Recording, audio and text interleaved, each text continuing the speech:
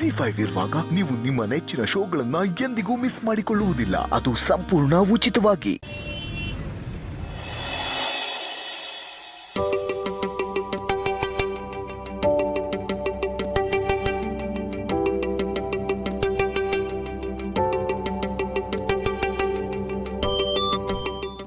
ಮೈದ್ನ ಚೆನ್ನಾಗಿ ಊಟ ಮಾಡಬೇಕು.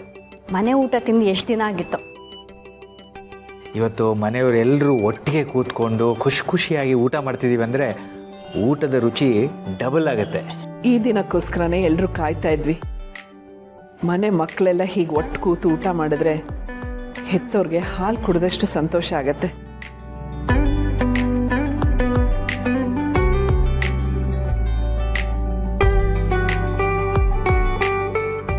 ಆದ್ರೆ ನನಗೆ ವಿಷ ಕುಡ್ದಷ್ಟು ಹೊಟ್ಟೆ ಉರಿತಿದೆ. ನಾನೇನು ಆಗ್ಬಾರ್ದು ಅನ್ಕೊಂಡಿದ್ನೋ ಅದೆಲ್ಲ ಆಗ್ತಿದೆ. ಮನೆ ಮಕ್ಕಳೆಲ್ಲ ಒಂದಾಗ್ತಿದ್ದಾರೆ. ಇಲ್ಲ, ಯಾವುದೂ ನನ್ನ ಹಿಡಿತದಲ್ಲಿಲ್ಲ. ಇದನ್ನೆಲ್ಲ ನೋಡಿ ನನಗೆ ಸಹಿಸ್ಕೊಳಕ್ಕಾಗ್ತಿಲ್ಲ. ಯಾಕೆ ಶಾರ್ವರಿ ಎದ್ಬಿಟ್ರಿ? ಕೂತ್ಕೊಂಡು ಊಟ ಮಾಡಿ. ಯಾಕೆ ಸಿಹಿ ಊಟ ನಿಮ್ಗೆ ಹಿಡಿಸ್ಲಿಲ್ವಾ? ಯಾಕೆ ಹಿಡಿಸಲ್ಲ? ಚಿಕ್ಕಮ್ಮನಿಗೆ ಸಿಹಿ ಊಟ ಅಂತ ತುಂಬ ಇಷ್ಟ. ಹಾಗಿದ್ರೆ ಕೂತು ಊಟ ಮಾಡಿ.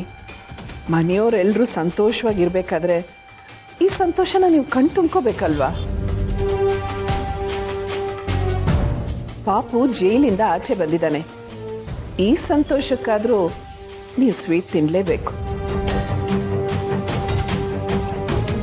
ಅಷ್ಟೇ ಅಲ್ಲ, ನಿಜವಾಗ್ಲೂ ಆಕ್ಸಿಡೆಂಟ್ ಮಾಡಿದವ್ರಿಗೆ ಶಿಕ್ಷೆ ಆಗತ್ತೆ. ಇನ್ನು ಸ್ವಲ್ಪ ದಿನ ಅಷ್ಟೇ ಅವ್ರ ಕಂಬಿ ಹಿಂದೆ ಇರ್ತಾರೆ. ನೀವು ಅದಕ್ಕಾದರೂ ಎರಡೆರಡು ಸ್ವೀಟ್ ತಿನ್ನಬೇಕು. ಏನು ಯೋಚನೆ ಮಾಡ್ತಿದ್ಯಾ ಶಾರ್ವರಿ? ಬಾ ಕೂತ್ಕೋ, ಊಟ ಮಾಡು. ಮತ್ತೆ ಇಂಥ ಒಳ್ಳೆ ಊಟ ಸಿಗುತ್ತೋ ಇಲ್ವೋ, ಸಿಕ್ತಾಗ ಮಾಡ್ಕೊಂಬಿಡ್ಬೇಕು.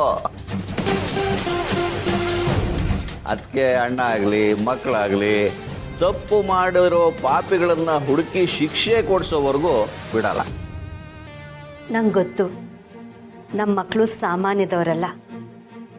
ಸಮರ್ಥ ಆಚೆ ಬರೋವರೆಗೂ ಉಪವಾಸ ಮಾಡಿದವರಲ್ವಾ ಇವರು. ಇವತ್ತು ಸಮರ್ಥ ಆಚೆ ಬಂದಿದ್ದಕ್ಕೆ ನಾನು ಉಪವಾಸ ಮಾಡೋಣ ಅಂದ್ಕೊಂಡಿದ್ದೀನಿ. ನಾನು ಅಂದ್ಕೊಂಡಿದ್ದೆಲ್ಲ ನೆರವೇರಬೇಕು. ಅದಕ್ಕೆ ನಾನಿವತ್ತು ಉಪವಾಸ ವ್ರತ ಮಾಡ್ತೀನಿ. ನನಗೇನು ಬೇಡ.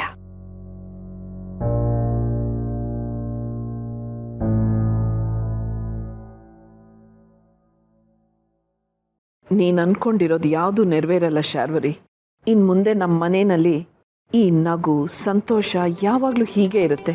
ನನ್ನ ಮನೆ ಈಗ ಖುಷಿಯಿಂದ ಆನಂದದಿಂದ ತುಂಬಿ ಹರಿತಾ ಇರೋ ನದಿ. ಈ ರೀತಿ ಹರಿತಾ ಇರೋ ನದಿಗೆ ನೀನು ಹಾಕೋ ಒಂದೆರಡಷ್ಟು ಹನಿ ವಿಷ ಏನು ಮಾಡೋಕ್ಕಾಗಲ್ಲ. ಹಾಗಂತ ನಾನು ನಿನ್ನನ್ನು ಸುಮ್ಮನೆನೂ ಬಿಡಲ್ಲ. ಅದಕ್ಕೆ ನೀವು ಅಂದ್ಕೊಳ್ಳೋದೆಲ್ಲ ಆಗುತ್ತೆ ಬಿಡಿ.